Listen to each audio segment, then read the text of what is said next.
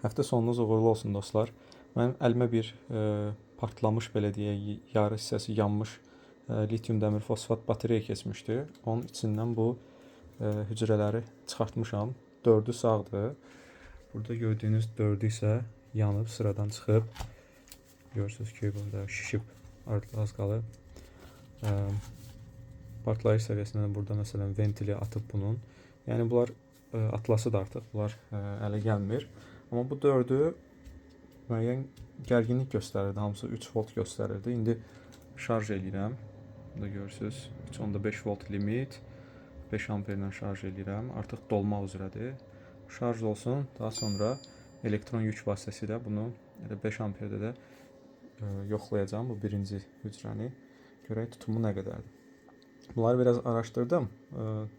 50 amper saat tutumları olmalıdır. 3.2 volt nominalda. Görək hər 4'ü də hamısı eyni nominaldadırmı tutumları. Əgər eyni olsa, çox yaxşı bir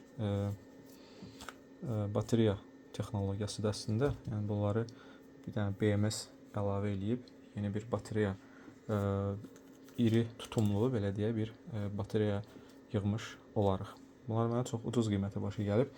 Növbəti günlərdə detallı video YouTube kanalımızda olacaq. Hələlik bu qədər.